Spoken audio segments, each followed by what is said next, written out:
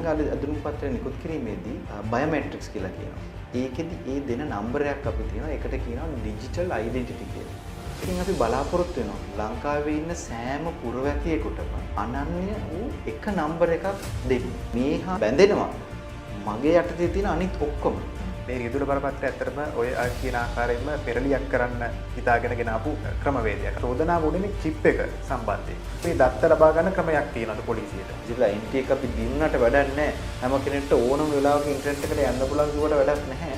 ඕන් දන්නේ නැත්නම් ඔවුන්ගේ දත්ත වලට ආරක්ෂාවක් තියෙනවා. කෙනෙක්ව ට්‍රැක් කරන්න. ඊට සේෆ් ඇප් එක අවශ්‍ය නැහැ කියලා ඔබ වුණත් දන්න. අධ්‍යායතන වල තියෙන ඇතම් වෙබ් අඩවි වලට හැකර් ප්‍රහාර ක්‍රියාත්මක වෙනවා. වෙන්න මොකක්ද හේතුව? උන් දාලා තියෙන පාස්වර්ඩ් එක 1 2 3 නම්.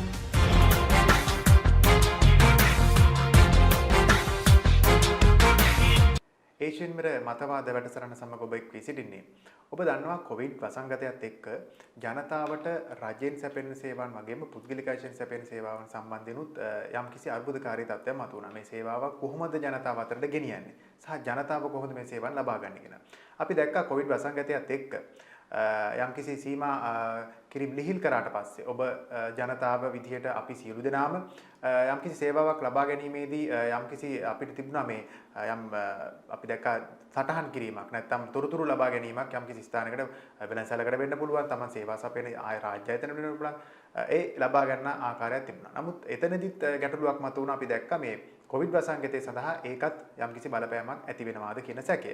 ඒ එක්කම අපි දැක්කා ICT ආයතනය නැත්නම් ශ්‍රී ලංකා තොරතුරු හා සංනිවේදන නියෝජන තාක්ෂණ ආයතනය යම්කිසි ඇප් එකක් නිර්මාණය කරලා තොරතුරු ලබා ගැනීම සඳහා වෙළඳසැල් වගේම පුද්ගලික හා රාජ්‍ය අංශ තුල යම්කිසි දත්ත ලබා ගැනීමේ වැඩසටහනක් ක්‍රියාත්මක වුණා. අපි දැක්ක එක විශාල ප්‍රමාණයක් ජනතාව අතර ප්‍රචලිත වුණා.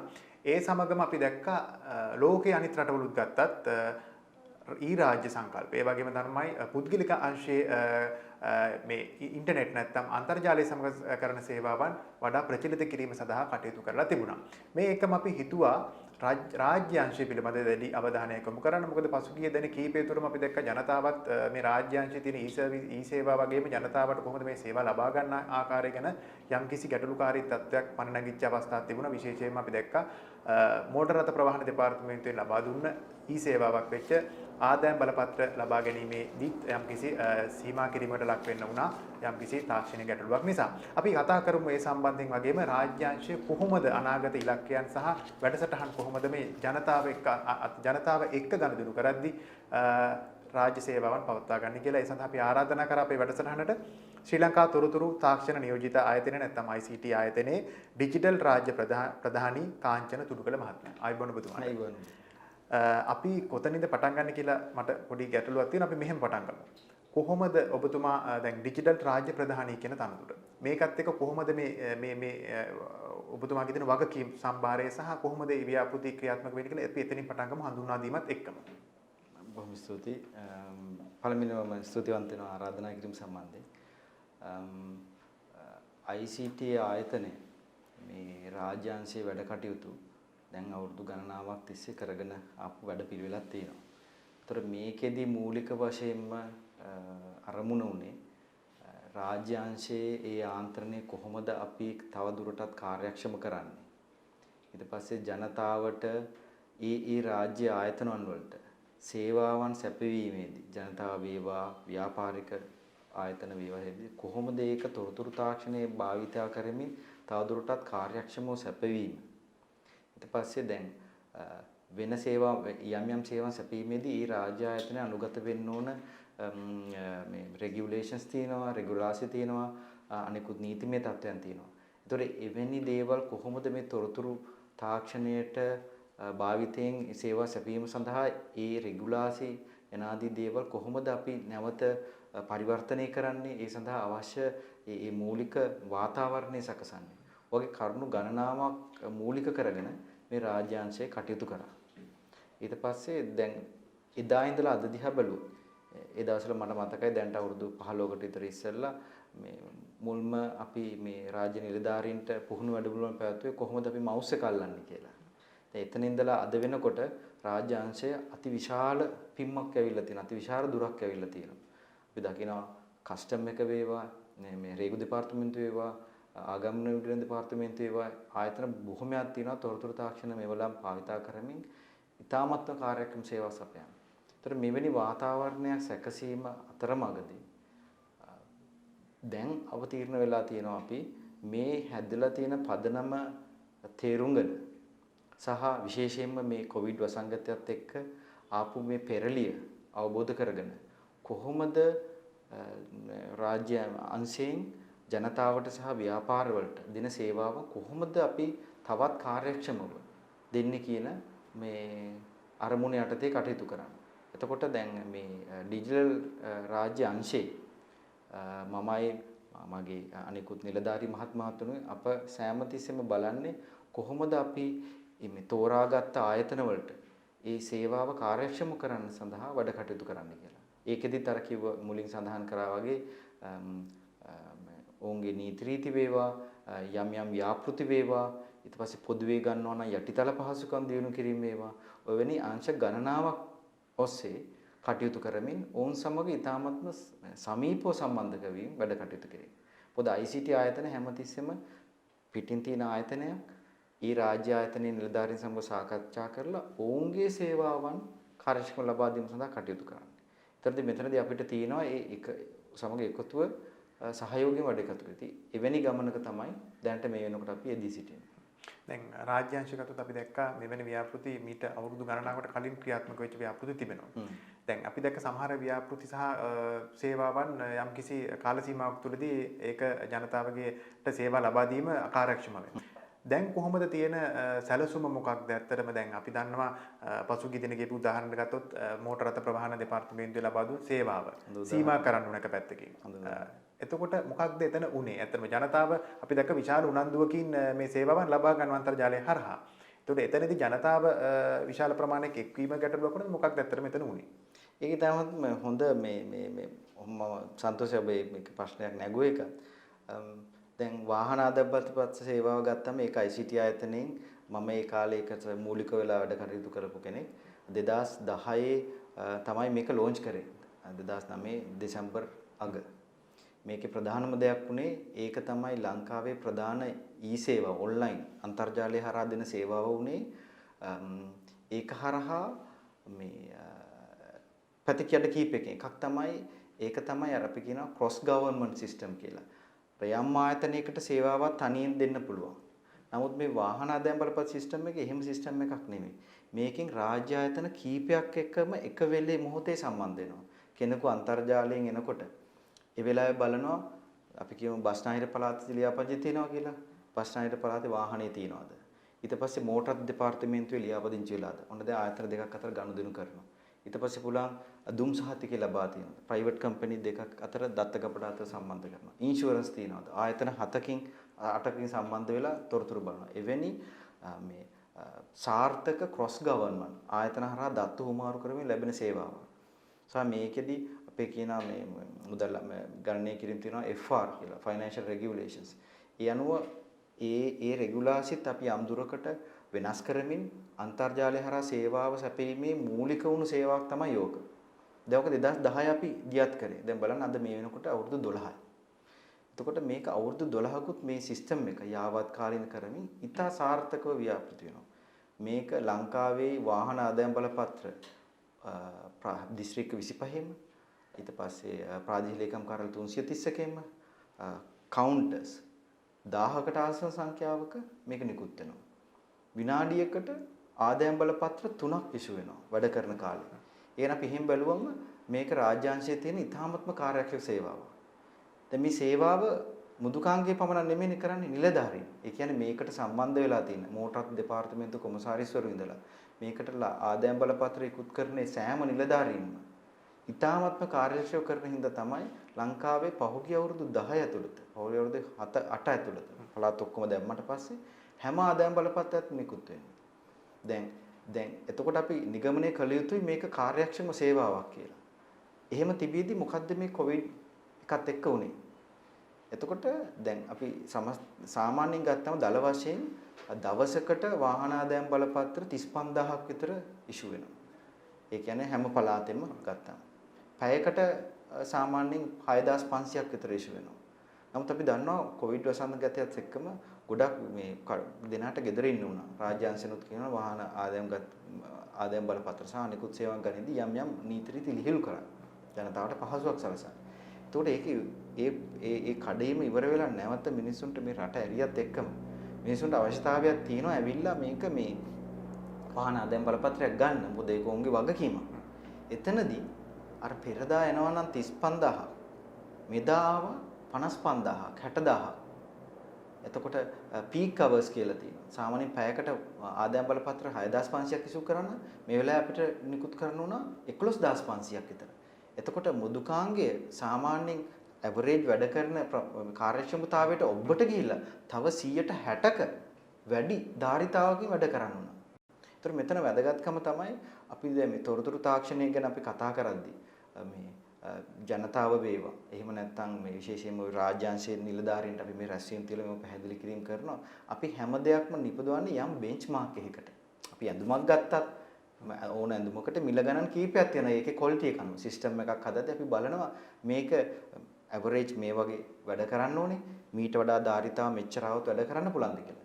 ඉතින් දැන් මේ මුදුකාංගය දැන්ට අවුරුදු 10කට 12කට ඉස්සෙල්ලා නිපදව එක යාවත් කාලෙම පවත්වාගෙන ආපු එක 160ක ධාරිතාවට තව උපරිම ධාරිතාවය ඇවිල්ලා කාර්යක්ෂමව වැඩ කරලා තියෙනවා. එතනදී යම් යම් අවස්ථාවලදී යම් යම් ප්‍රමාද වීම වෙලා තියෙනවා. එතකොට දැන් කවුන්ටර්ස් 1000කින් ඉෂු කරද්දී 998ක් 96ක්ද කොහෙද තියෙනවා.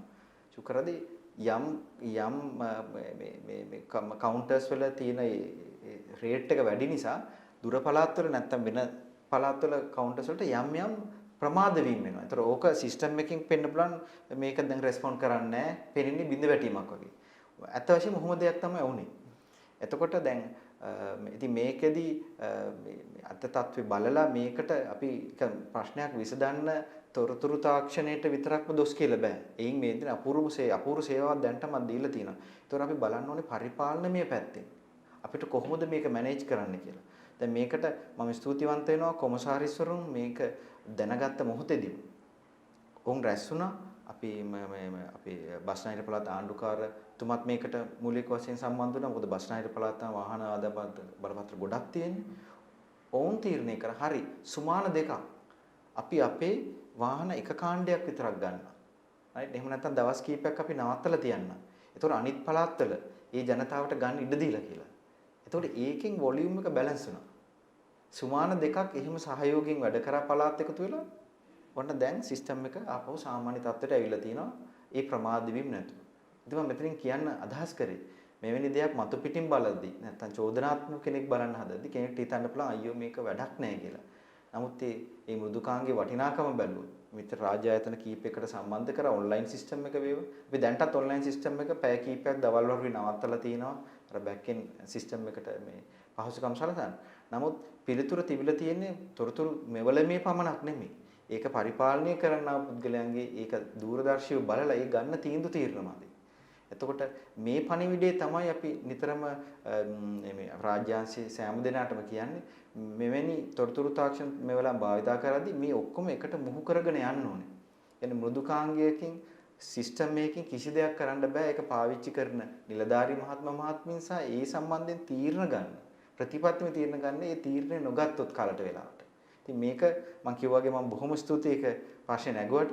ඔබට මම පැහැදිලි කිරීම තේරෙන්නේ නැති ප්‍රශ්න කොහොමද විසඳෙන්නේ කියලා. ඒ රාජ්‍යාංශය අපි දන්නවා දැන් ප්‍රාදේශීය ලේකම් කාර්යාලවල තියෙන මෝටර රථ ප්‍රවාහන දෙපාර්තමේන්තුවේ තියෙන කවුන්ටර්ස් වලින් තමයි ආදායම් බලපත්‍ර ලබා ගන්න ක්‍රමවේදය. ඊට අමතරව ඊ-සර්විස් එකක් විතර බස්නාහිර පළාත ක්‍රියාත්මක වෙනවා නේද? බස්නාහිර පළාත් 9ෙම ඕනෑම වාහන ආදායම් බලපත්‍රයක් ගන්න පුළුවන් ඔන්ලයින් ආව. ඕනෑම පුද්ගලයෙකුට අන්තර්ජාලයේ ඕනෑම පුද්ගලයෙකුට ගන්න පුළුවන්. ඒකෙදි දැන් මේ ලෝඩ් එක වැඩි නිසා අපි තීරණයක් ගත්ත ප්‍රතිපත්ති මේ පළාත් 9ෙම අපි දවල් කාලේ මේ ඔන්ලයින් එක අපි 8ටද කොහෙද නවත්තනවා. නවත්තලා ආපහු 3 මාට කවුන්ට් එක අරිනවා. ඊට පස්සේ ඕන කෙනෙක්ට මොකද ඔන්ලයින් කවුන්ට් එක පැය 24ම වැඩ කරනවානේ. හවස 3 මාරේ ඉඳලා ඊළඟ දවසේ උදේ වෙනකන් ඒගොල්ලන්ට ඔන්ලයින් ඇප්ලයි කරන්න පුළුවන්. ඒක කරේ අර මේ ලෝඩ් එක බැලන්ස් කරගන්න. ඒක තමයි ප්‍රතිපත්ති මේ තීරණ. දැන් බොහෝ වෙලාවට එන සුමාන ඉඳලා ඒ අපි બ્લોක් කරපු එකත් අයින් කරනවා. මොකද දැන් අර ලෝඩ් එක සාමාන්‍ය මට්ටමකට ඇවිල්ලා තියෙන නිසා. දැන් අපි එතනින් එහාට ගියොත් තවත් රාජ්‍ය සේවාවන් වගේ ක්‍රියාත්මක වෙනවා. ඔව්. ඒ සේවාවල තත්ත්වය කොහොමද? උදාහරණයකට ගත්තොත් එහෙම අපි දන්නවා විශේෂයෙන්ම මේ උප්පැන්න සහතික ලබා ගැනීමේ සේවාවන්. මේ වගේ සේවාවන් තිබෙනවද? කොහොමද ජනතාවට ඉතා සමීප සේවාවන් සම්බන්ධයෙන් ක්‍රියාත්මක වෙන ඊ රාජ්‍ය වැඩපිළිවෙල? දැන් ඔබ දැන් ප්‍රශ්නයක් මගින් ප්‍රශ්න කරේ ICT ආයතන අනිත් රාජ්‍ය ආයතන ඒ රාජ්‍ය ආයතනයේ දින සේවාවන් සම්බන්ධයෙන් අපි කොහොමද කටයුතු කරන්න කියලා. දැන් උපැන්න සාතිකේ ඉතාමත් වැදගත් සේවාවක්. මම කියන්න කැමති රෙජිස්ටර් ජෙනරල් දෙපාර්තමේන්තුවේ ප්‍රධානීම මේ මහත්මයාගේ නායකත්වයෙන් ඒ අනිත් නිලධාරීන්ට හැකි වෙලා තිනවා මේ ළඟදී ඔබ දන්නවත් ඇති ඒක ලොන්ච් කරා කෙනෙකුට පුළුවන් අන්තර්ජාලය හරහා තමන්ගේ රෙජිස්ටර් ජෙනරල් දෙපාර්තමේන්තුවේ වෙබ්සයිට් එක හරහා ඒක ඇප්ලයි කරලා ඉවරලා ඒ උපැන්න සහතිකය සඳහා ඇනුම් කරන්න. කළා ඒක ලබා ගන්න. ඉතින් ඒකටත් මම හිතනවා මේ විශේෂයෙන්ම දැන් මේ කොවිඩ් කාලෙදී ඒක ඉතා වටින සේවාවක්. මොකද එතකොට කවුන්ට් එකට එන්න අවශ්‍ය නැහැ. දැන් ඒ සේවාව පමණක් නෙමෙයි. තව රාජ්‍යාන්තර කීපයක් ICT ආයතනත් එක්ක වැඩ කරනවා. අපි බැලුවොත් සමාගම් රෙජිස්ටර් කිරීමේ දෙපාර්තමේන්තුව Register of Companies. ඒකත් බොහෝ මේ පහුගිය කාලේ පත්‍රවල තිබුණා සමාගම් ලියාපදිංචි කිරීමේදී යම් ගැටලු සහගත තත්ත්වයන් තියෙනවා කියලා. එතකොට ඔවුන් අපිත් එක්ක සම්බන්ධ වුණා. ඒ ගැටලු සැලකිය යුතු ප්‍රමාණය निराකරණය කරා. ඒ සම්බන්ධයෙන් අපි කටයුතු කරනවා. ඊට පස්සේ අපි කියමු සේවක අර්ථ සාධක අරමුදල. දවුන්ට විශේෂ අවශ්‍යතාවයක් තියෙනවා මේ දැන්ට තිබෙනා වූ ක්‍රමවේද උන්ගේ පරිගණක එක අත කාලේ නිපදවලා තියෙන්නේ සම්පූර්ණයෙන්ම නවීකරණය කරන්න. පහුගිය අවුරුද්දේ අපි සම්බන්ධයෙන් විශාල කාර්යභාරයක් කරා. දැන් මේ මෘදුකාංගය අපි කියමු අවසාන අදියට ඇවිල්ලා තිනවා. ඒක ඒ කාර්යක්‍රම සේවාවක් සැපීම.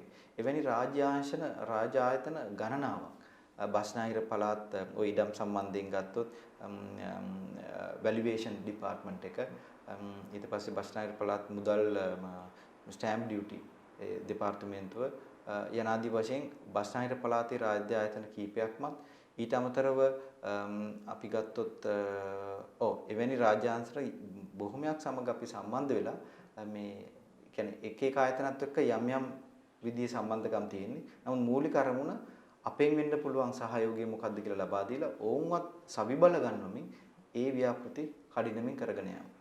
අපි දන්නවා මේකේ දෙපැත්තක් තිබෙනවා. එකක් තමයි මේ ජනතාවගේ පැත්තෙන් ගත්තොත් එහෙමයි සර්විස් එක ලබා ගැනීම පැත්තෙන් තමයි හිතන්නේ. අන්තර්ජාලයෙන් හෝ ඒවා රාජ්‍ය ආයතනට ගිහිල්ලා එක ශනිකව ඉක්මනින් ලබා ගැනීම, කඩිනම් සේවාවක් විතර ලබා ගැනීම නෙවෙයි. උදාහරණයක් ගත්තොත් ජාතික හැඳුනුම්පත ලබා ගැනීම එක්දින සේවාවක් කියලා තියෙනවා. ඒතර එතනදී අන්තර්ජාලය හරහා මේ තොරතුරු තාක්ෂණය සම්බන්ධ වීම එක පැත්තක්. අනිත් පැත්ත තමයි රාජ්‍ය ආයතන තුල ව්‍යුහය තුල කොහොමද මේ තොරතුරු සම්බන්ධයෙන් සම්බන්ධතාවය පවත්වාගෙන මේ කාරණා දෙක. අපි දැක්කා පිට මාධ්‍ය වාර්තා කරද්දී අපිත් වාර්තා කරා දැන් අධිකරණ අමාත්‍යාංශයෙන් ඩිජිටලයිස් කිරීම නැත්නම් ඩිජිටල්කරණය කිරීම හරහා සාක්ෂි විමසීම සහ අධිකරණ කටයුතු පවත්වාගෙන යාමත් ඩිජිටල් කරලා තියෙනවා. කොහොමද මේ කටයුතු දෙක සම්බන්ධ වෙලා තියෙන්නේ දැනට ක්‍රියාත්මක වෙන ව්‍යාපෘති උදාහරණයක් අධිකරණ අමාත්‍යාංශය වෙන්න පුළුවන් ඉඩම් රෙජිස්ට්‍රාර් දෙපාර්තමේන්තුව පුළුවන්. කොහොමද ඒ කටයුතු වෙන්නේ දැනට? දැන් මේ අධිකරණ අමාත්‍යාංශයත් එක්ක ගත්ත මේක ඉතාමත් වැදගත් ව්‍යාපෘතියක්. අපි සම්බන්ධ වෙලා තියෙනවා බලාපොරොත්තු තියෙන්නේ මේ අධිකරණ 100ක් දක්වා.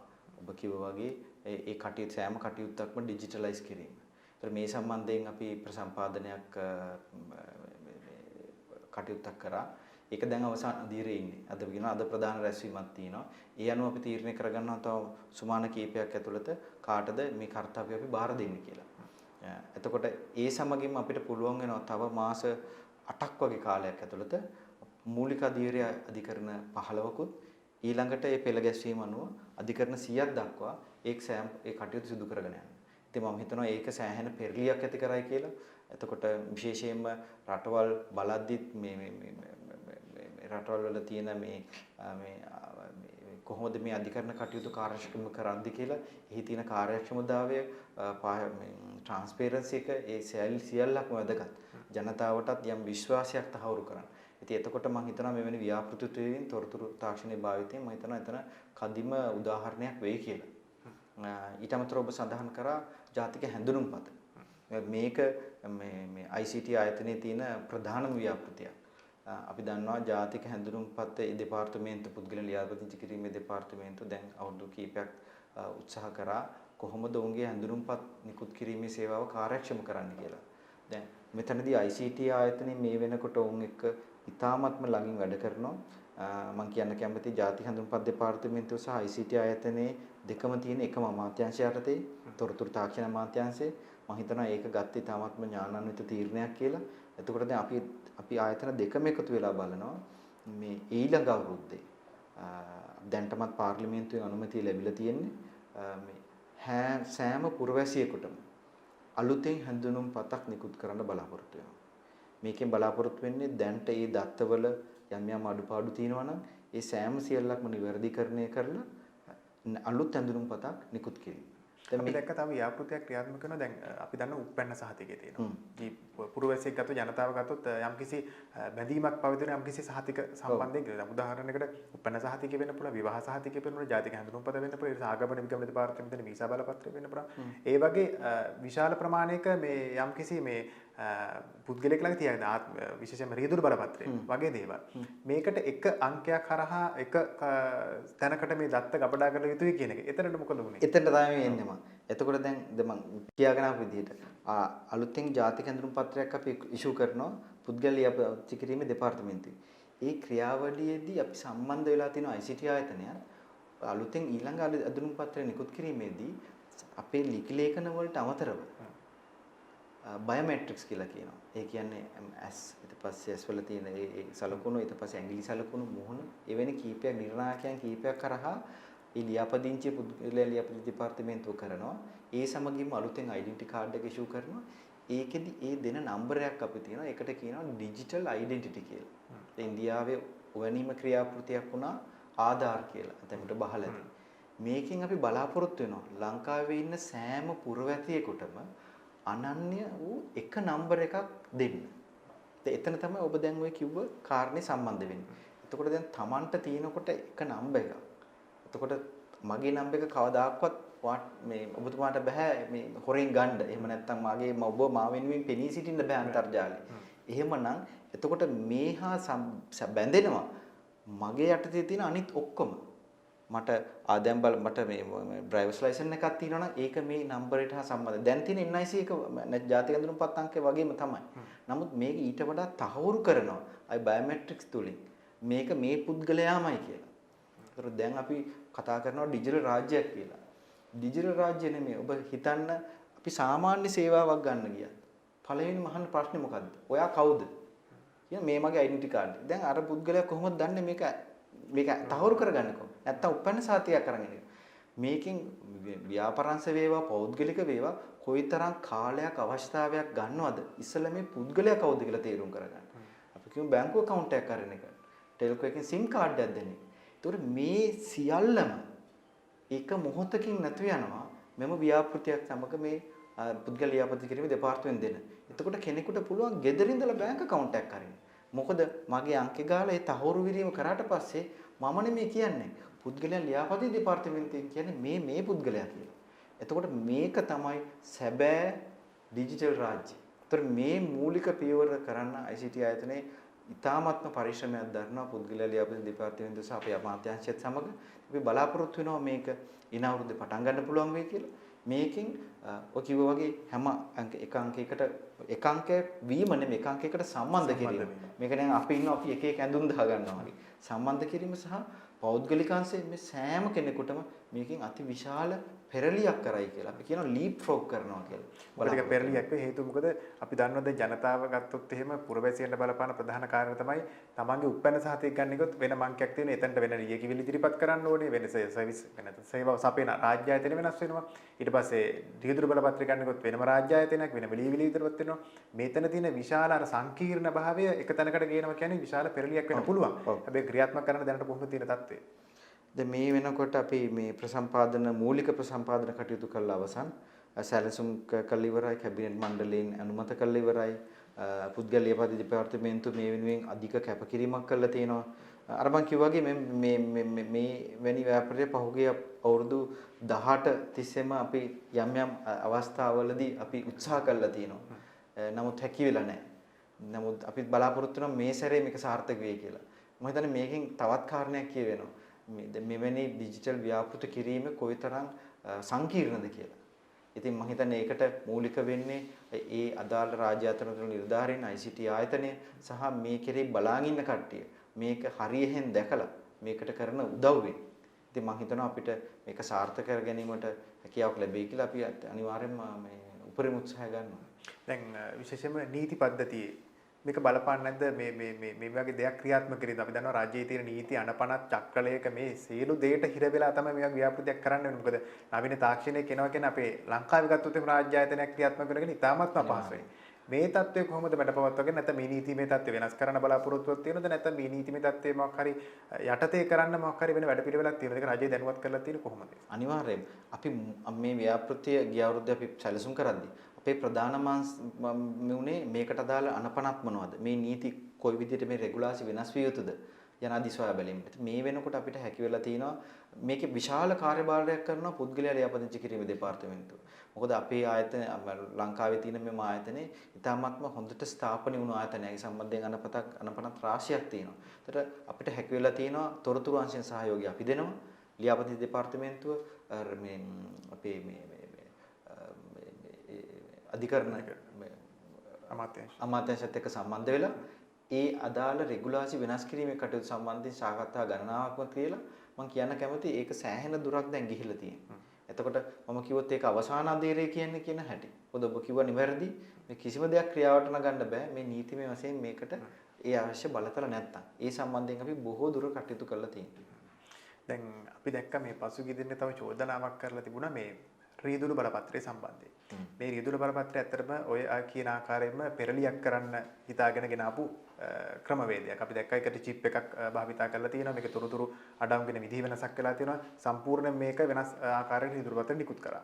එතනදී අපි දැක්ක කාරණේ තමයි සහ චෝදනාව වුණේ මේ චිප් එක සම්බන්ධයෙන්. මේකේ දත්ත තිබ්බට මේක කවුරුත් මේ දත්ත අරගෙන මේ හඳුනා ගැනීමක් කරනද උදාහරණයක් පොලිසිය මේ සම්බන්ධ ක්‍රියාත්මක වෙද්දී මේ දත්ත ලබා ගන්න ක්‍රමයක් තියෙනවද පොලිසියට මේ කිසි ක්‍රමවේදයක් නැතුව මේක නිකුත් කරා කියන එක තමයි චෝදනාව විදිහට උනේ. ඇත්තටම මේ රීදුළු බලපත්‍රයේ මොකද තියෙන ගැටලුව?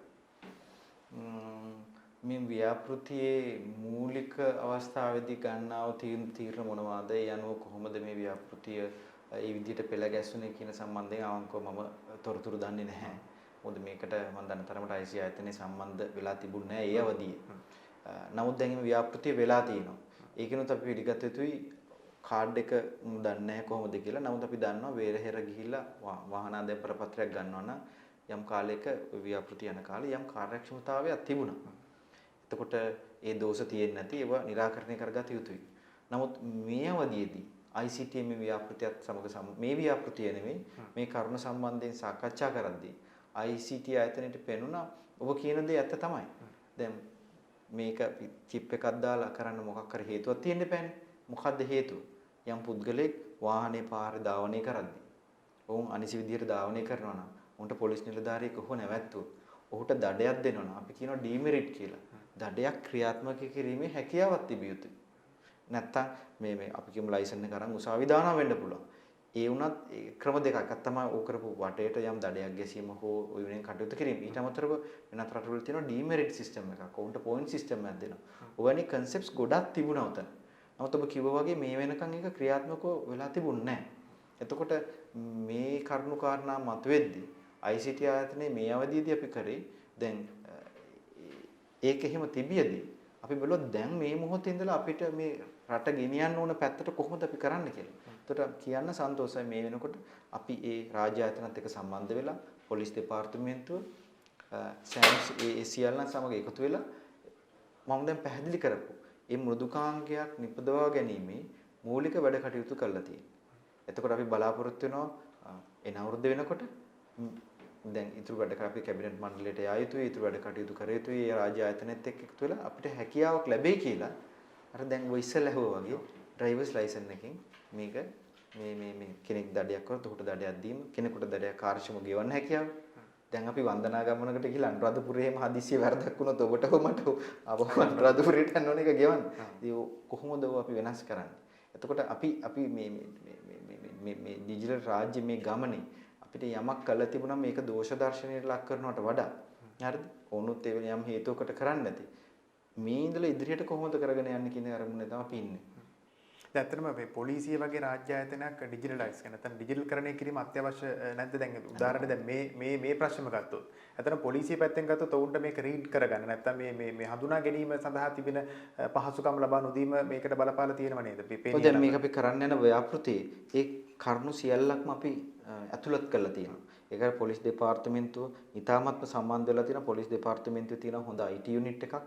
දැනුම තියෙන නිලධාරීන් ඉන්නවා. ඔවුන් මේකට සම්බන්ධ වෙලා තියෙනවා. මේ සෑම සියලු දෙනා එකතු වෙලා මේ ව්‍යාපෘති ඉදිරියට ඉක්මනින් කරගෙන යන්න දැන් අපි කටයුතු කරනවා. එතකොට ওই නිමවලුනුත් ඒවට අඩංගු වෙලා තියෙනවා.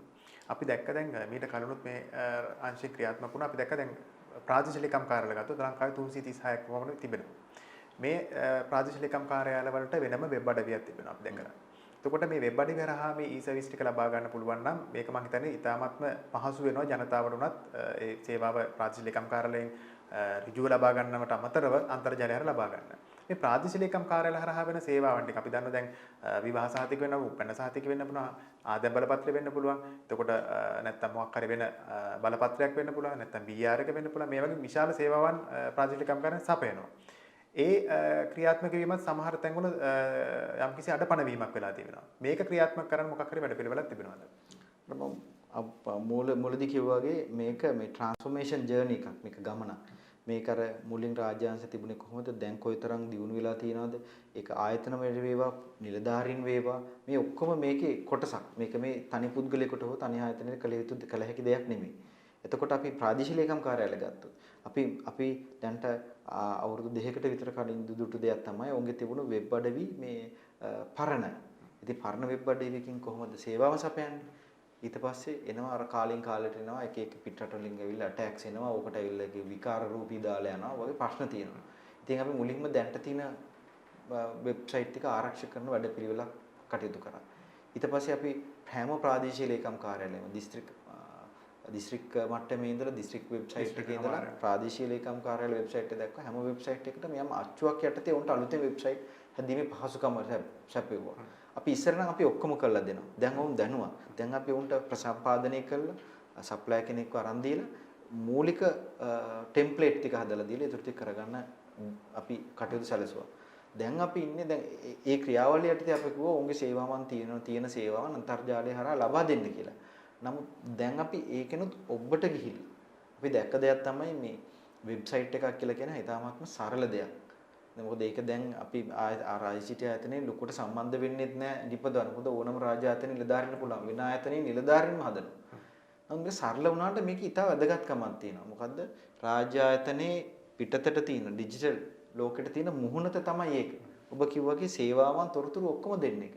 දැන් අපි අවුරුදු ගානක් තිස්සේ බැලුවා මේක යම් යම් අධ්‍යයන විදිහට ක්‍රියාත්මක කරන්න. නමුත් ඔබ කිව්වාගේ ගොඩක් ප්‍රශ්න තියෙනවා. එක්ක හරියට යාවත්කාලින වෙන්නේ නැහැ, එක්ක මුදල් ප්‍රතිපාදන නැහැ. නැත්නම් එතන හිටපු දක්ෂ නිලධාරියා වෙන තැනකට ට්‍රාන්ස්ෆර් වෙලා ගිහිල්ලා එතනින් එහාට කරගන්න බෑ. එහෙනම් කොහොමද අපි මේ ප්‍රශ්නෙට විසඳුමක් හොයන්නේ? දැන් අපි මේ සම්බන්ධයෙන් යම් සංකල්පයක් ගොඩනගලා ඒකට අපි අනුමැතිය අරන් තිනවා. බලාපොරොත්තු වෙනවා platform එකක්, framework එකක් කරන්න. මොකද ඉස්සර ඒක අපි බලාපොරොත්තු වෙන අවුරුදු වෙනකොට නිම කරන්න. එතකොට දැන් අලුතෙන් ව්‍යාපෘතියක් කරද්දී එතකොට ප්‍රසම්පාදනයක් කරන්න අවශ්‍ය වෙන්නේ නැහැ. ඕන්ට පුළුවන් ඒකට ආව ඇප්ලිකේෂන් ෆෝම් එකක් ෆිල් කරා වගේ ඒක ගත්තත් තමන්ගේ සේවාවක් තියෙනවා නම් ඒකත් එකට සම්බන්ධ කරා ඒක හරහා දෙන්න. ඉතින් මේ ඔක්කොම අර ඩිජිටල් ට්‍රාන්ස්ෆෝමේෂන් ජර්නි එකේ යම් අදියරවල්. එතකොට ඒ රාජ්‍ය ආයතන නිලධාරීනුත් මේකට කැමති වෙන්න ඕනේ, අපිත් සමග වැඩ කරන්න ඕනේ. අපිත් ඒ වර්තමාන තත්ත්වය බලලා දැන් ඊළඟ අධීරේ මොකද්ද කරන්න කියලා. ඉතින් එවැනි කටයුත්තක් තමයි අපි ප්‍රාදේශීය ලේකම් කාර්යාලය සම්බන්ධයෙන් උන්ගේ අන්තර්ජාල හරහා දෙන ඒ වෙබ් අඩවි විසා සේවා සම්බන්ධයෙන් අපි දැන්ට පෙළගස්සලා තියෙනවා. අපි දැක්ක මේ බුලත් සිංහල ප්‍රාදේශීය ලේකම් කාර්යාලයේ ඊටමත් කාර්යක්ෂම සේවාවක් ජනතාවට ලබා දෙනවා. ඒක වුන් මම හිතන්නේ ඒ ප්‍රාදේශීය ලේකම් කාර්යාලයෙන් රාජ්‍ය සේවකයෝ විසින් ක්‍රියාත්මක කරන දෙයක්. අපි දැක්කා Facebook page එක හරහා ජනතාවගේ ප්‍රශ්න විමසනවා ප්‍රාදේශීය ලේකම් වල ඍජුව ඒ සම්බන්ධ පිළිතුරු ලබා දෙනවා. මේ වගේ ආන්තරණයකුත් ඔවුන්ට හැකි පරිදි ක්‍රියාත්මක වෙනවා. ඇත්තට මේක මම දැක්කා ජනතාව පවා ඉතා හොඳ මේ කමෙන්ට්ස් නැත්නම් අදහස් දීලා තිබුණා මේක ඉතා හොඳ ක්‍රමවේදයක්. මොකද සමහර ප්‍රාදේශීය ලේකම් කාර්යාලයකට ගියොත් ඒ සේවාව ලබා ගන්න කොහොමද කියලා අහගන්නත් විශාල කාලයක් ගත වෙනවා ජනතාවට. දැන් මෙවැනි සෝෂල් මීඩියා ප්ලැට්ෆෝම්ස් නැත්නම් සෝෂල් මීඩියා එක හරහා කරන දේවල් සම්බන්ධිනුත් යම්කිසි වැඩසටහනක් තිබෙනවද? අනිවාර්යයෙන් අපි ගොඩක් ඒ කරේ යොමු කරන්න බලාපොරොත්තු වෙනවා. ICT මුලින්ම කරේ ICT මේ සම්බන්ධයෙන් සෝෂල් මීඩියා ප්ලැට්ෆෝම් එකක් හදන එක. මොකද අපි ආදර්ශමත් වෙන්න ඕනේ. ඒක අපි ක්‍රියාවට නගලා තිනවා. ওই ප්‍රාදේශීය ලේකම් කාර්යාලය සහ අනෙකුත් අපි යම් රැස්වීම් තියෙනවා. ඒකෙදිත් අපි කියන්නේ මේ ඕවට යොමු වෙන්න කියලා. දැන් යොමු වෙන එක හරි ලේසි. නමුත් මේක වැදගත් දේ තියෙන ජනතාව යම් ප්‍රශ්නයක් ඇහුවොත් කොච්චර ඉක්මනින් හරි උත්තරයක් දෙනවද කියන එක. එතකොට ඒ සඳහා පෙළ ගැස්වීම කවුද ඔය දෙන නිලධාරියා? දැන් අපි සංකල්පයක් තියෙනවා ইনফরমේෂන් ඔෆිසර් කියලා. right? එතකොට දැන් තියෙන නිලධාරීන්ගෙන් තොරතුරු තාක්ෂණය සම්බන්ධ යම් හැකියාවක් තියෙන කෙනෙක් අරගෙන ඔහු ඒකට පත්කිරීමක් කරලා ඔහු මේකේ යොමු කරනවා. ඔහුට සෝෂල් මීඩියා විතරක් නෙමෙයි වෙබ් අඩවිය ආවත්කාලින කිරීම ඊට පස්සේ අපි තියෙනවා 19 ප්‍රධාන චෝදනාවක් තමයි ඒකෙන් තොරතුරු ලබා ගන්නවා. නමුත් රාජ්‍යාන්තරයේදී යම් වල අඩුපාඩු තියෙනවා කියලා. ඒතකොට මේක බ්‍රිජ් කරන්න ඉන්න නිලධාරියා ඔහු.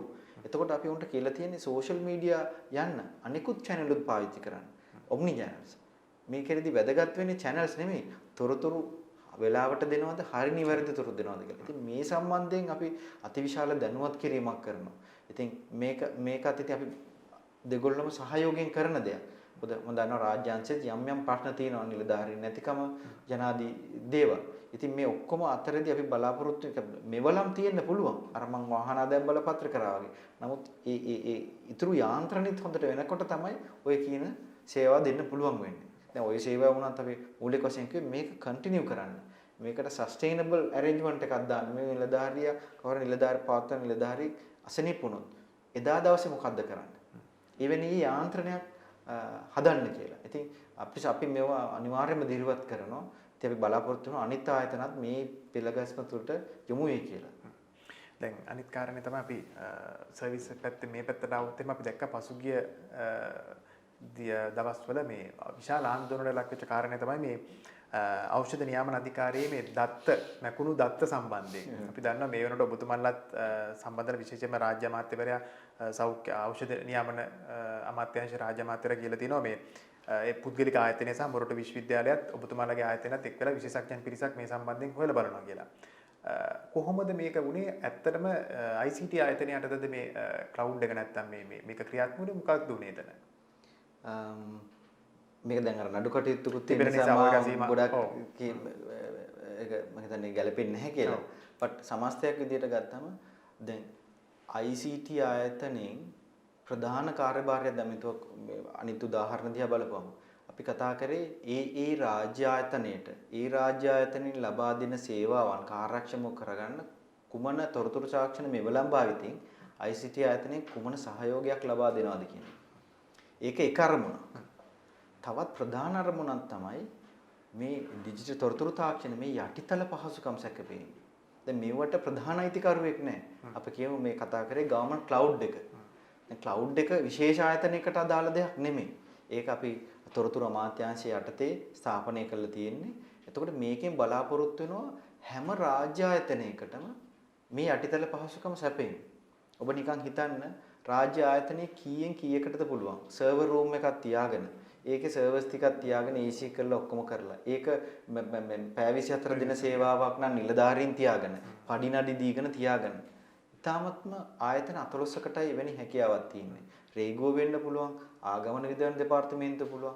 එතකොට රටක් විදිහට මේ හැම රාජ්‍ය ආයතනයක්ම මේ ඩිජිටල් තොරතුරු අපි මේ ට්‍රාන්ස්ෆෝමේෂන් ජර්නි එක යද්දී කොහොමද මේ පහසුකම් සලසන්නේ මේ යටිතල පහසුකම් දියුණු නොකර? ඒ යටිතල පහසුකම් දියුණු කිරීමේ ප්‍රධාන අරමුණක් විදිහට අපි 2012 දී මේ පළවෙනි ගවර්න්මන්ට් ක්ලවුඩ් එක අපි දියත් කරා. ඒකෙන් මූලික බලාපොරොත්තු උනේ ඕනෑම රාජ්‍ය ආයතනයකට ඉල්ලීම කිරීම පමණයි තියෙන්නේ. එතකොට ඉල්ලීමක් කරා මෘදුකාංගයක් ඕම් කරනවා නම් හෝ ICT සම්බන්ධ වෙලා කරනවා නම් හෝ වෙනත් මාර්ගයකින් වෙන ග්‍රාන්ට් එකකින් ඔක් කරනවා හෝ ඒක හෝස්ට් කරන ස්ථාපනය කරන්න මේ ගවර්න්මන්ට් ක්ලවුඩ් එක රාජ්‍ය මේඝය කියලා අපි කිව්වා අපි ඉඩ අවස්ථා ලබා දෙනවා. නොමිලේ කිසිම ගැටලුවක් නැහැ. එතකොට ඕන්ට තියෙන මේ අවකාශය ලබා ගන්නවා, එහි ස්ථාපනය කරනවා. ඒ ඕන්ට දීලා තියෙන අවකාශයේ අයිතිය තියෙන්නේ ඕන්ට. අයිතිය කියලා අදහස් කරේ ඒකට ඇක්සස් එක. අපි දැන් මේ ඉඩම කියලා ගමු ක්ලවුඩ් එක. මේ ගෙදර දේ දොරවල් මේ ටික ඒගොල්ලෝ අරගෙන ඉන්න පුළුවන් ඒ රාජ්‍ය ආයතනයේ සහ ඒ රාජ්‍ය ආයතනයේ කොන්ත්‍රාත්තු මත සම්බන්ධ වෙලා ඉන්න ඔවුන්ගේ ඒ සප්ලයර්ට. දැන් මේ වෙනකොට මේ ගවර්න්මන්ට් ක්ලවුඩ් එකේ මම දන්න තරමට රාජ්‍ය ආයතන 100කට වැඩිය සේවාවන් 250කට අධික සංඛ්‍යාවක් දැන් 2012 ඉඳලා පවත්වාගෙන යනවා. දැන් මේ හැම දෙයකටම අපි කටයුතු කරන්නේ එකම විදිහකට. මොකද platform එක common. එතකොට දැන් ඕනෑම ප්‍රයිවට් ආයතනයක වේවා රාජ්‍ය ආයතන වගේ එක එක අංශ තියෙනවා. දැන් මේ ක්ලවුඩ් සේවා දිනාංශයේ මූලිකම අරමුණ මෙම සේවාව කාර්යක්ෂමව පවත්වාගෙන යාම. ඒක බිඳ වැටෙන්නේ නැතුව පැය 24ම තියාගන්න එක මේ අලුතෙන් නව යාවත්කාලීන කිරීම යන කටයුතු. එතකොට මේ NMR අපි අවස්ථාව ගත්තොත් ඒ රාජ්‍ය ආයතනයේ වෙනුවෙන් මේ කොන්ත්‍රාත්තුවක් දීලා මේ සේවා සපයන්නේ සම්බන්ධ කරගෙන තියෙනවා. ඔවුන් වෙනුවෙන් මුදුකාංගයක් නිපදවලා තියෙනවා. ඒ වෙනුවෙන් කොන්ත්‍රාත්තු නීතිමය පදනමකට ඇතුළත් වෙලා කොන්ත්‍රාත්තු දීලා තියෙනවා. ඒ සේවාවත් මේ ගවර්න්මන්ට් ක්ලවුඩ් එකේ තමයි හෝස්ට් කරලා තියෙන්නේ. එතකොට ඒ ආයතනයේට වේවා අනිත් ඕනෑම ආයතනයකට වේවා ඒ දීලා තියෙන පහසුකම් බෑකප් එකක් ගන්න එකේ ඉඳලා සියලුම පහසුකම් එකම විදිහට තමයි දීලා තියෙන්නේ. එතකොට එවැනි රාමුවක් අපි කියමු වැට ගහලා දීලා තියෙනවා කියලා දීලා තියෙද්දි එතනදී බලාපොරොත්තු වෙනවා ඒ රාජ්‍ය ආයතනයේ සහ ඒ සේවා සපයන ආයතන අතර තියෙන මේ කොන්ත්‍රාත්තු ගිවිසුම් අනුව ඔවුන් කාර්යක්ෂමව ක්‍රියාත්මක කරයි කියලා. ඒක තමයි නීති රීති තියෙන්නේ. ඒක තමයි කොන්ත්‍රාත්තු පදනමකට යන්නේ. එවැනි නිසියාකාර ප්‍රසම්පාදන කටයුත්තකට සහභාගී වෙලා එයින් අනුමත වෙලා ඇවිල්ලා තියෙන පාටියක් තමයි ඔක කරගෙන ගිහලා තියෙන්නේ. ඉතින් මම දැක්කේ ඒක දිහා බලනකොට එතනදී ඔවුන්ගේ ඒ සේවාවේ යම් බිඳ වැටීමක් වෙලා තියෙනවා. සේවාව කියන්නේ මුදුකාංගේ නෙමෙයි. අර මම කිව්වාගේ software එක තියෙන්න පුළුවන්. ඒ සේවාව සැපයීමේ බෑකප් ගන්න එක වේවා අනිකුත් කටයුතු වේවා ඕනෑම සේවාවක් දෙද්දි සේවා සපයන්න යම් සේවාවකට බැඳෙනවා. එවැනි බිඳ වැටීම සහ ඒකේ බිඳ වැටීම නොඑක ආකාරයෙන් කෙනෙකුට විග්‍රහ කරන්න පුළුවන්. දෙන සේවාව වෙන්න පුළුවන්. ඒකට අදාළ what do you call security clearance වෙන්න පුළුවන්. හරි පුද්ගලයෝ ඉන්නව වෙන්න පුළුවන්. ඒකනේ කොන්ත්‍රාත්තු පදවමකින් දෙන්නේ. ඒතර එවැනි යම් බිඳ වැටීමක් නිසාවෙන් මෙවැනි තත්වයක් උද්ගත වෙන්නේ නැති කියලා තමයි මට මේ වෙලාවේදී අර මේ දැන් ස්කෝට් උසාවියේ මේක දැන නිසා මට සමස්තයක් විදියට ගත් කල ඔබගේ ප්‍රශ්නට උත්තර දෙන්න පුළුවන්. දැන් අපි ගත්තොත් එහෙම ඇත්තටම විදේශ රටවල් අපේ සමීපවර්තී රටවල් ගත්තත් ඊ රාජ්‍ය සංකල්පයෙන් ක්‍රියාත්මක වෙනවා විශාල වැඩසටහන ක්‍රීපය. සිංගප්පූරු ගත්තත් ඉන්දියාව ගත්තත් එහෙම ක්‍රියාත්මක වෙනවා. ඒ රටවල් එක සංසන්දනය කරද්දී අපි ඉන්න තැන කොහොමද කොයි තත්යකද තිබෙන්නේ? අපි දන්න ඒ රාජ්‍යයන් නැත්තම් වුන් ක්‍රියාත්මක වෙන ඉතා විශාල ලෙස මේ අන්තර්ජාලය නැත්තම් තොරතුරු තාක්ෂණය පාවිච්චි කරනවා. ලංකාවේ තත්ත්වය කොහොමද? සමස්තය. අනිවාර්යයෙන්ම මේ අපි දැන් සිංගප්පූරු වගේ රටක් එක ගත්තම අපිට තව අතිවිශාල දුරක් යන්න තියෙනවා. ආයිත් වචන දෙකක් නැහැ. ඒකෙදි මේ අංශ කීපයක්. ඒ කියන්නේ ICT මේක මේ කායතනයකට යන්න පුළුවන් ගමනක් නෙමෙයි. මේක ICT ආයතනයකුත් වැදගත් කාර්යභාරයක් කළ යුතුයි. ICT ආයතනය හා සම්බන්ධ වෙන අනිකුත් රාජ්‍ය ආයතනයත් මේ සඳහන් යොමු වීමක් කළ යුතුයි. ඊට පස්සේ මේ නිලධාරීන් මේකට යොමු වෙන්න ඕනේ. රටේ තියෙන නීති අනුපනත් මේ වෙනුවෙන් සැකසෙන්න ඕනේ. සහ සමස්තයක් විදිහට ගත්තම මේ වාතාවරණය හැදෙන්න ඕනේ. මේ තොරතුරු තාක්ෂණයේ භාවිතයෙන් දැන් සේවාව කාර්යක්ෂම කළ හැකි මේක මේ ජනතාවට සහ ඒ රාජ්‍ය මේ පෞද්ගලික අංශයට පහසුවෙන් සේවාවක් සැපිය හැකි කියන අදහසේ තියෙන්න ඕනේ සහ ඒ වෙනුවෙන් ක්‍රියාත්මක කරන්න ඕනේ. එතකොට කොටින්ම කියනවා නම් සෑම රාජ්‍ය ආයතනයකටම තමන්ගේ ප්‍රධාන ප්‍රයොරිටිස් ප්‍රධානම තමන් යොමු වෙන්නේ මොනවද කියලා කෙනෙකුත් අහුවොත් ICT ආයතනය නිතරම උන්ට උදව් කරනවා. මේ තොරතුරු තාක්ෂණය හරහා සේවාව කඩිනමින් දීම කාර්යක්ෂම කිරීම ඒ ප්‍රධාන කරුණු වලින් එකක් විය යුතුයි. එවැනි තත්වයක් යටතේ තමයි අපිට අර සිංගප්පූරු වගේ රටයක එවැනි කාර්යක්ෂමතාවය සඳහා යන්න පුළුවන්. මම කියන්න කැමති අපේ රාජ්‍යාංශයේ මේ ලේකම්වරු බොහොමයක් දෙනා මේ සම්බන්ධයෙන් ඉතා තියුණු කැපකිරීමක් තියුණු අවධානයක් යොමු කරලා තියෙනවා. ව්‍යාපෘති ගණනාවක් ක්‍රියාත්මක නගලා තියෙනවා. නමුත් මේ ක්‍රියාත්මක කිරීමේදී යම් බාධා තෝන්ට ඇවිල්ලා තියෙනවා. ඉතින් මේ අනිකුත් ගැටලු මන්දියේ තමයි වුණුත් මේ ගමන යන්නේ. ඉතින් ICT ආයතනයේ මෙතනදී සම්බන්ධ වෙලා තියෙනවා අපිට හැකි ඕනෑම උදව්වක් කරන්න. දැන් ඇත්තටම ගත්තොත් මේ සම්පූර්ණ අද සාකච්ඡාවේ ගත්තොත් ඇතැම් කරුණු සම්බන්ධයෙන් අපි දන්න ප්‍රතිපත්තිමය කාරණා විශාල වශයෙන් බලපානවා. කොහොමද ප්‍රතිපත්තිමය වෙනස්කම් කරන්න බලාපොරොත්තු වෙන්නේ? මූලික අපි අනපනන්ත කියලා ගත්තොත් data protection act එක දත්ත ආරක්ෂා කිරීමේ පනත. ඒක මම හිතනවා ඒක ඊටාත්ම වැදගත් පනතක්. එතකොට ඒ සම්බන්ධව බොහොමයක් වැඩ කටයුතු දැන් වෙලා ඉවරයි. පහුගිය දවස්වල පත්තර බැලුවා නම් ඒක තියෙනවා. ඒක වැදගත්. මොකද දැන් අපි අන්තර්ජාලය හරහා මොකද අපි කතා කරන්නේ මේ වෙලාවේ සේවාවන් ගැනනේ. එතකොට දැන් මේ සේවාවන් එක්කම තියෙන අනිත් වචනේ තමයි දත්ත කියන එක. ඔබගේ දත්ත තියනවා වෙන්න පුළුවන්. යම් පෞද්ගලික ආයතනයකට වැදගත් වූ දත්ත තියනවා වෙන්න පුළුවන්. මේවා දැන් අපි කතා කරා හුවමාරු කරනවා කියලා. වාහන ආදායම් බලපත්‍ර ගනිද්දී පළාත් කාර්යාලයෙන් චෙක් කරනවා මෙයාට වාහන ආදායම් පත්‍ර වෙත්තේ මෙයාගේ නමටද ලියාපදිංචි වෙලා තියෙන කියලා. ඒතර මේ දත්තවල අයිතිය මේ ප්‍රවාහන දෙපාර්තමේන්තුවේද එහෙම නැත්නම් පළාත් ආයතනයේද. එතකොට මෙවැනි දේව දත්ත සම්බන්ධයෙන් හරියාකාර අනපනක් තියෙනවා නම් මේ සම්බන්ධයෙන් දත්ත ආරක්ෂාවක් තියෙනවා නම් මේ ඩිජිටලයිසේෂන් කියන මේ ගමන තවදුරටත් කඩිනම් වෙනවා. ඒ නිසා දැන් මේ ඉදිරියට එන්න තියෙන ඒ අනපනත් ඒවා ඉතාමත්ම වැදගත්. සහ මේකෙන් අපි බලාපොරොත්තු වෙනවා ඒ අවශ්‍ය විශ්වසනීයත්වය උන්ට ලබා දෙයි කියලා. ඉතින් මේක එක බයි ප්‍රොඩක්ට් එකක් තමයි මම කිව්ව ඩිජිටල් ඩෙන්ටිටි කියන එක. ඩිජිටල් ඩෙන්ටිටි එක අපි දිනුනට වැඩක් නැහැ. හැම කෙනෙක්ට ඕනම වෙලාවක ඉන්ටර්නෙට් එකට යන්න පුළුවන් කිව්වට වැඩක් නැහැ. ඕන් දන්නේ නැත්නම් ඔවුන්ගේ දත්ත වලට ආරක්ෂාවක් තියෙනවා කියලා. ඉතින් එවැනි අනපනත් කීපයක් අපි මේ වෙලාවේදී සැකසුම් කරන අපිට ඒ වෙනුවෙන් වෙනම අංශයක් තියෙනවා.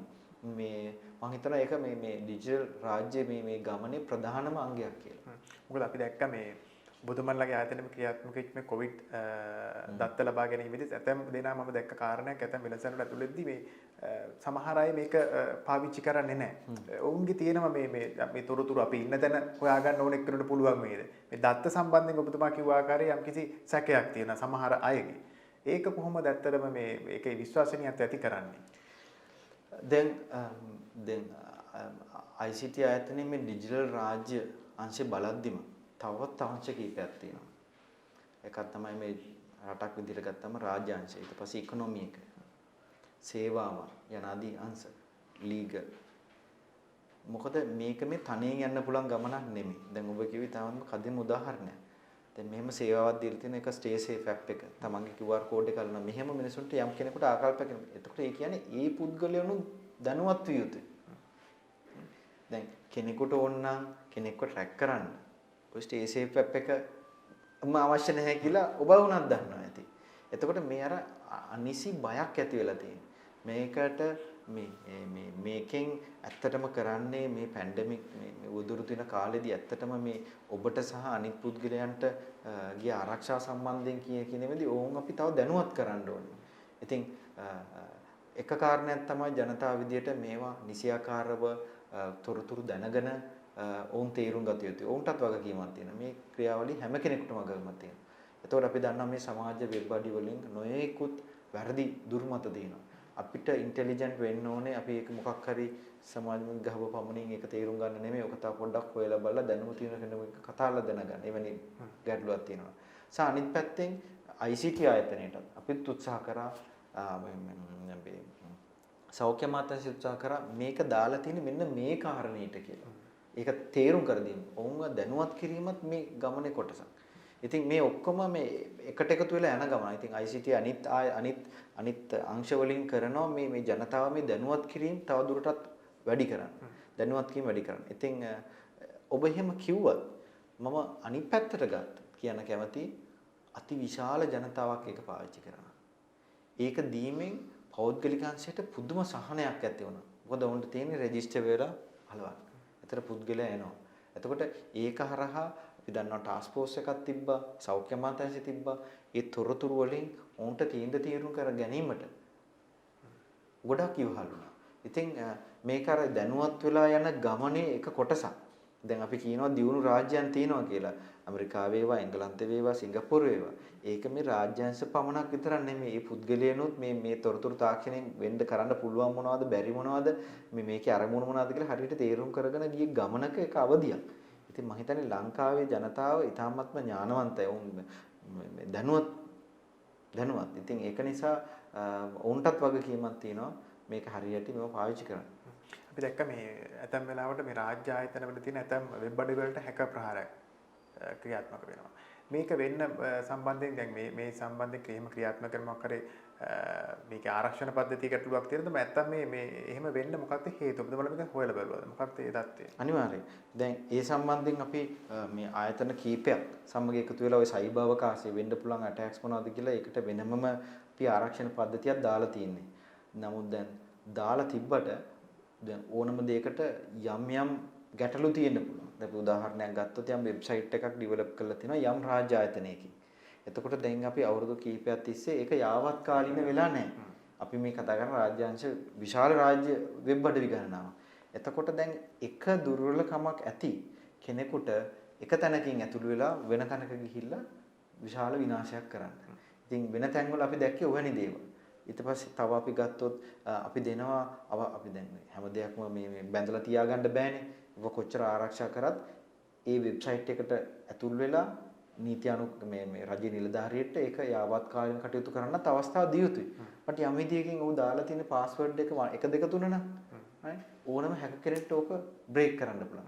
ඒ වගේ මේක පාවිච්චි කරන නිලධාරි මහත්මයාතුරුන් මේ ආයතනයේ මේ සෑම සියල්ලගෙන් වගකීම ICT ආයතනය සහ අනිකුත් රාජ්‍ය ආයතන එකතු වෙලා මේව ආරක්ෂා කිරීමට වැඩපිළිවෙලක් කරලා තිනවා. නමුත් මේක hand in hand යන්න ඕනේ. එතකොට අපි නිතරම කියන්නේ එතකොට මෙවැනි අතපසුවීම් වෙනේව තියෙන හින්දා තමයි ඇතැම් විට ඔවැනි ඒ ඉදකඩින් රිංගල තමයි ඔය ඇටැක්ස් වෙන්නේ. ඉතින් අපි උන්ට නැවත මතක් කරනවා මේක එහෙම නෙමෙයි දැන් යාවත් කාලින කරන්න මෙවැනි ප්‍රතිපත්තියක් තියාගන්න එක නිලධාරියකින් තව නිලධාරියකට යනකොට පාස්වර්ඩ් එක දාද්දි මේ විදිහට පාස්වර්ඩ් දාන්න දැන් ඔයගොල්ලෝ දන්නේ නැති ඉන්ටර්නෙට් එකට ගිහලා පාස්වර්ඩ් එක දානකොට ඒකේ කියනවා මේක ස්ට්‍රෝං නෑ කියලා. ඉතින් එවැනි අපි මේ වැඩ කටයුතු රාශියක් කරනවා. ඉතින් again මේක කියන්න තියෙන්නේ මේ කෙනෙකුට කියන්න ලේසි අයියෝ මේ වෙබ්සයිට් වැඩක් නැහැ කියලා. නමුත් මේක මේ ක්‍රියාදාමයේ එක කොටසක්. අනිකුත් කරුණුත් මේක එකට වෙන්න ඕනේ. ඔබතුමාලා යම්කිසි රාමුවක් ලබා දෙනවද මේ වෙබ් අඩවි සකස් කර ගැනීමට රාජ්‍යයට? මොකද ඔබතුමාලා මේ සීලුම රාජ්‍ය ආයතන වල වෙබ් අඩවි සකස් කරන්නේ නැහැ. ඔවුන්ට ක්‍රියාත්මක කර ගැනීම සඳහා යම්කිසි රාමුවක් දෙන ප්‍රසම්පාදන කටයුත්තේ ඉඳලා වෙනමම ඒ රාමුවක් සකස් කරලා ටෙම්ප්ලේට්ස් ටිකක් දෙනවා. ඒ අනුව ගයිඩ්ලයින් එකක් තියෙනවා. මෙහෙමයි කරන්න කියලා. එතකොට ඒව සප්ලයර්ස්ලට දීලා තියෙනවා.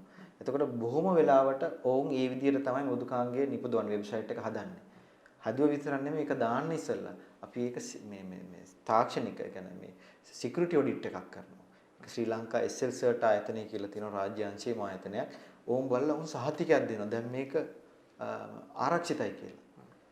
ඊට පස්සේ තමයි ඔක අන්තර්ජාලය යන්නේ. නමුත් ගැටලුව තියෙන්නේ එදා නෙමෙයි. ඕක එදා ඉඳලා පාවිච්චි කරද්දී මාස 5ක් ගිය තැන, මාස 6ක් ගිය තැන, අවුරුද්දක් ගිය තැන ඕක යාවත් කාලීන කරනවද? ඒක පාවිච්චියේදී උන් හරියටම මරම පැහැදිලි කරා වගේ අනුගමනය කරනවද කියන එක මතයි. දැන් මේ අනාගතේ අපිට පේන දෙයක් තමයි මෘදු මේ ඔපරේෂනල් ගවර්නන්ස් මේ කටයුතු කොහොමද ක්‍රියාවට යන්නේ කොහොමද මේවා ගවර්න් කරන්නේ පරිපාලනය කරන්න කියන එක අනාගතේ ඉතාමත්ම වැදගත් දෙයක් වෙනවා. මොකද රාජ්‍යාංශ වේවා පෞද්ගලික අංශ වේවා මේ තොරතුරු තාක්ෂණය කොහොමත් මේ රැල්ලට මේ අපි දුකාංග දානවා. එතකොට ප්‍රශ්නේ තියෙන්නේ මේවා එදිනෙදා පාවිච්චි. එතරම් ඔබ කිව්ව ඇටැක් වෙන සිකියුරිටි ඒවා තියෙන්නේ. ඒතකොට දැන් අපි ඒ කෙරෙහි විශේෂ අවධානයක් යොමු කරලා තියෙනවා. උන් දැනුවත් කරා. අවසාන වශයෙන් අපේ වැඩසටහන නිමා වෙන්නත් කාලය ළඟයි.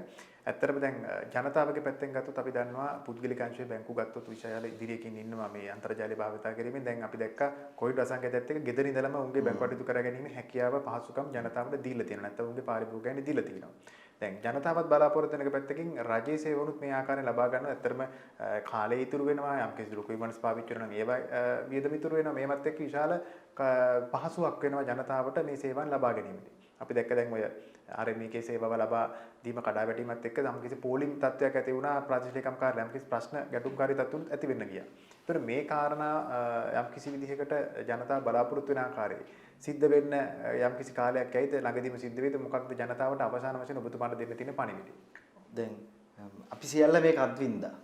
කොවිඩ් වසංගතය කියලා කියන්නේ මම හිතන්නේ ඊටමත්ම නරක අවධියක් පහුගිය අපි ගත කරේ. නමුත් අනිත් පැත්තෙන් ගත්තම ජනතාව තීරුම් ගත්ත මේ තොරතුරු තාක්ෂණයේ අන්තර්ජාලය හතරක් කොමුණනා දේවල් කරන්න පුළුවන්ද කියලා. දැන් මේක මේ නිසා වෙන්න අපි මේ අනාගතේ අපි කියනවා නිව් නෝමල් කියලා. මේකත් ඔබ කිව්වා වගේ හිතාගෙන අපි මේ වෙනුවෙන්ම ව්‍යාපෘති කිහිපයක්ම දැන්ටමත් පෙළ ගැස්සලා තියෙනවා. මේ සම්බන්ධයෙන් අපි අනුමැතියක් ලබා ගත්තා. මොනවද අපි හිතන්නේ ව්‍යාපෘති? පළවෙනි එකක් තමයි අපි දැන් අපි දැනගෙන හිටිය එකක් තමයි ගෙදර ඉඳලා හෝ වේවා රාජ්‍යංශ වේවා ගනුදෙනු කිරීමේදී දැන් පෙරට වඩා මේ අවශ්‍යතාවයක් තියෙනවා ඊමේල් වලින් ගනුදෙනු කරන්න. ඒක හොඳ ප්‍රවණතාවයක්.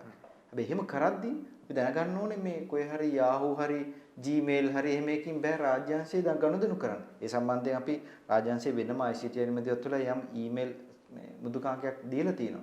නමුත් මේ තියෙන ඩිමාන්ඩ් එකට ඒක කේටර් කරන්න බෑ.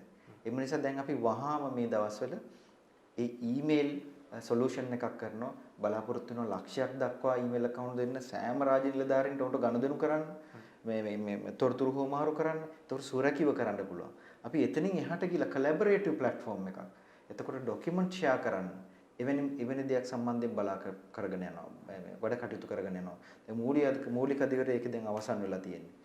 තවත් එකක් තමයි අපි නෝටිස් කරේ ගොඩක් රාජ්‍ය ආයතනයක තමක ජනතාව ගනුදෙනු කරනවා සාමාන්‍ය ජනතාව ඇප්ලිකේෂන් ෆෝම් සබ්මිට් කරන්න මේ කොස් ගහක් කවනා වෙන්න පුළුවන් පොඩි දේවල් වලට ඒවා.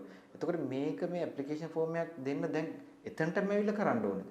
අපි කාලයක් තිබ්බා ෆෝම් එකක් ඩවුන්ලෝඩ් කරලා ෆිල් කරලා වගේ ගිහින් දෙන්න. නමුත් ඊට ඔබට ආයෙත් ඔහුට පුළුවන් නම් මොකක් හරි ඇප්ලිකේෂන් එකක් ගෙදරින්ම ෆිල් කරලා අත්සනුත් කරන්න අත්සන් කරලා යවන්න. අනේ වෙන මුදුකාංගයක් දැන් අපි බලාගෙන යනවා. දැන් ඒකෙත් ප්‍රසම්පාදන කටයුතු පටන් ගත්ත අතරම ගිය සුමාන. එතකොට ඒකත් අපි ටාගට් කරනවා එන අවුරුද්දේ මැද වෙනකොට ඒක ඉවරයක් කරා. ඊට පස්සේ තවත් අපි දැක්ක එකක් තමයි වාහන ආදායම් බලපත්‍ර වේවා ජනතාව මේට ඕනේ මේ ලයිසන්සස් වේවා කියන්නේ මුදල් ගෙවා ගන්න සේවාවන් ගොඩක් තියෙනවා. එතකොට ඔහුම යහුසුළු වෙනවා ඒක කරන්න. නමුත් අර කිව්වාගේ පොලිම එන්න බෑ දැන් ඒ කාලේ ඉවරයි. එහෙමනම් අපිට හැකියාවක් තියෙන්න ඕනේ මේක කාර්යක්ෂම කරන්න. ඉතින් අපි බැලුවේ ඒ රාජ්‍ය ආයතනයේ ගිහිල්ලා ඔවුන්ගේ සේවාවන් කාර්යක්ෂම කරනවට වෙනුවට අපි මේ සම්බන්ධයෙන් වෙනම ප්ලැට්ෆෝම් එකක් හදලා ඔවුන්ට ආරාධනා කරන්න මේක හා සම්බන්ධ වෙන්න කියලා. එතකොට ගෙවීම් වෙනුවෙන්ම කැපවුණු ප්ලැට්ෆෝම් එකක් නිපදවන්න බලාපොරොත්තු වෙනවා. එතකොට ගෙදර ඉඳලා ඒ නොයෙකුත් සේවා සඳහා ගෙවීම් කරන්න. ඉතින් ඒකත් ප්‍රධාන අපි මේ වසංගතයත් එක්කම අපි සැලසුම් සකස් කරලා දියත් කරපු එක ව්‍යාපෘතියක්. තවත් ප්‍රධාන ව්‍යාපෘතියක් තමයි අර මම කිව්වා ඊමේල් එක ගැන.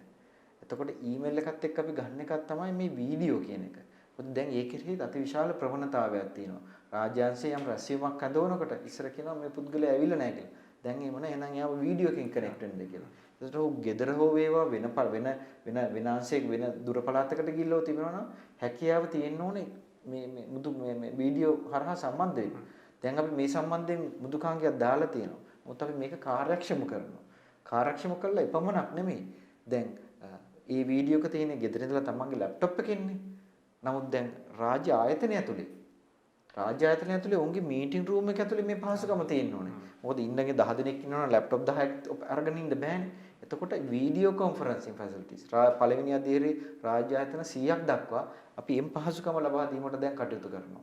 එතකොට ඕන්ටත් ඒක සාමාන්‍ය දෙයක් වෙනවා. කෙනෙකු නැත්තම් වීඩියෝ එක හරහා සම්බන්ධ වෙනවා. ඉතින් මම දැන් පැවසුවා වගේ මේ පොදු ජනතාව මූලික කරගෙන සහ රාජ්‍යාංශයේ කාර්යක්ෂමතාව වැඩ කරන සම්බන්ධයෙන් අර මම කිව්ව ව්‍යාපෘති දැනටත් පිළිගස්සලා තියෙනවා. ICT ආයතන ඉතා උනන්දුවෙන් වැඩ කටයුතු කරගෙන යනවා. රාජ්‍යාංශ බොහොමකින් මේකට අපේ සහයෝගය ලැබෙනවා. බලාපොරොත්තු වෙනවා එන අවුරුද්දේ අද විතර වෙනකොට මේ ව්‍යාපෘතීන් කිහිපයක් අනිවාර්යයෙන්ම දියත් කරන්න. ජනතාව මුටනගන්න. ජනතාවට සුබ පණිවිඩයක් දෙන්න පුළුවන් මේ අනිවාර්යයෙන්ම ලකදීම. අපි බලාපොරොත්තු වෙන ඒ සුබ පණිවිඩයත් අරගෙන නැවතත් ඔබතුමා සමග සම්බන්ධ වෙලා මෙවැනිම සාකච්ඡාවක් කරන්න. ඉතින් ඇත්තටම අද අපි සාකච්ඡා කරේ කොවිඩ් වසංගතයත් එක්ක අන්තර්ජාලය හරහා ලබා ගන්නා සේවාවන් සම්බන්ධයෙන් ජනතාව විශාල උනන්දුවකින් කටයුතු කරා. ඉතින් රාජ්‍යාංශයක වේවා අපි දකිනවා ඉතා අමීරි අත්දැකීම තමයි එක්ක පොලිමක ඉන්න ඕනේ නැත්නම් විශාල ලීක්විලි ගණනාවක් ඔවුන්ට තියෙනවා මේක පුරවන්න. ඉතින් මේ සම්බන්ධයෙන් තියෙන සියලුම බාධා ඉවත් කරලා නැත්නම් පොලිම් යුගයට තිත තියලා අන්තර්ජාලය හරහා ගෙදර ඉඳලම ඔබගේ රාජ්‍ය සේවයන් ලබා ගැනීමේ හැකියාව ළඟදීම ලබා දෙන්න පුළුවන් කියලා තමයි තුමා කියන්නේ. අපේ අද වැඩසටහනට සම්බන්ධ වුණේ ශ්‍රී ලංකා තොරතුරු තාක්ෂණ නියෝජිත ආයතනය නැත්නම් ICT ආයතනයේ ඩිජිටල් රාජ්‍ය ප්‍රධානී කාංචන තුඩුගල මහතා. ඔබතුමාට බෙහෙවින් ස්තුතිවන්ත වෙන අපේ වැඩසටහන සම්බන්ධ වුණාට. මතවාද ඒෂියන් මිර වැඩසටහන තවත් හොඳ අදහසකින් නැත්නම් හොඳ සම්පත්දායකත්වයකින් අපි ලබන සතියේ හම් වෙන බලාපොරොත්තු වෙමින් අදට සමු ගන්නවා. ඔබ සියලු දෙනාට සුබදායි දවසක්.